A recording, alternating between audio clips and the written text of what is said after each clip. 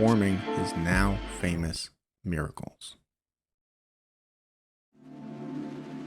Around this time, Alexandra had given birth to her first son, Alexei.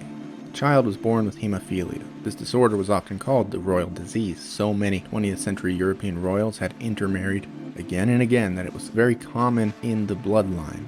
Alexei inherited hemophilia from his mother. Hemophilia impairs the body's ability to make blood clots.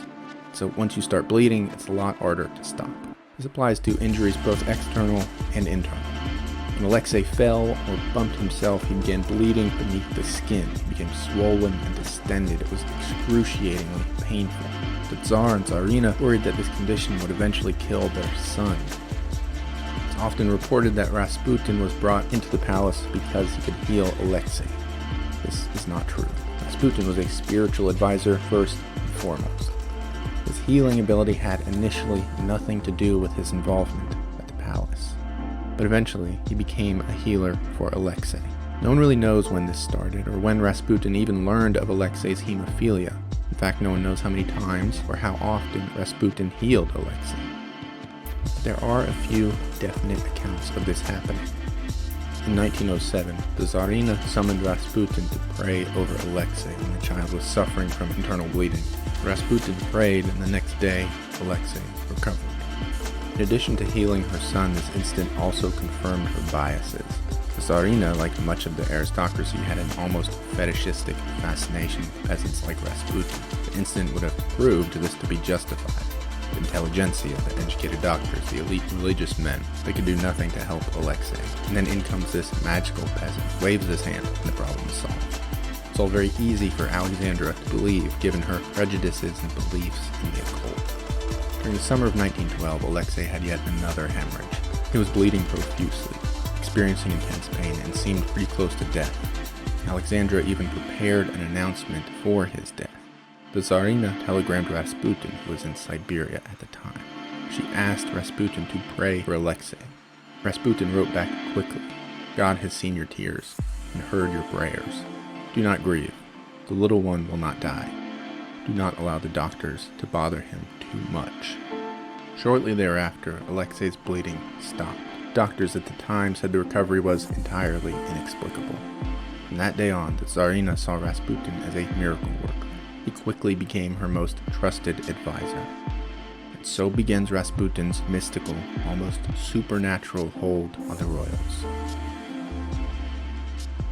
Rasputin was more than a healer or an advisor. The royals saw him as a connection to the real people of Russia, to the working peasant class that they, again, had a tendency to fetishize. But however close he got to the palace, Rasputin was still a debaucherous pleasure seeker. This type of behavior was much more acceptable within the peasant class. Rasputin knew he had to hide that lifestyle from the royals, but it was easy enough for a long time. For one thing, the royal family basically never left their palace. They were secluded from the entirety of Russian society. There's a story that once the daughter of the Tsar actually went to a shop and paid a salesman for some merchandise. When presented with her change, the daughter was confused. She couldn't understand why the salesman was giving her money. Outside of the palace walls, Rasputin spent his days taking actresses and prostitutes to bathhouses. He drank and partied excessively. As devoutly religious as he really was, Rasputin enjoyed the pleasures of life.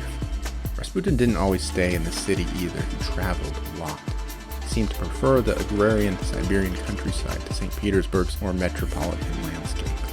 Certainly his drinking and sexual deviance were more acceptable by the Siberians than the aristocrats in St. Petersburg.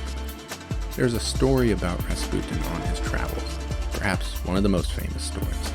It's often used to describe just how wild and out of control he'd become. The story goes something like this. Rasputin visited a hotel in Moscow where he drank and danced long into the night. Outrageously drunk, he jumped onto a table and exposed himself to the entire hotel. He's said to have yelled, "This is the altar at which the Tsarina worships." This infamous story is included in almost every biographic of Rasputin, but recent reporting has shown it to be completely false. The tale is usually attributed to reporting by secret police who were following Rasputin at the time, but when you comb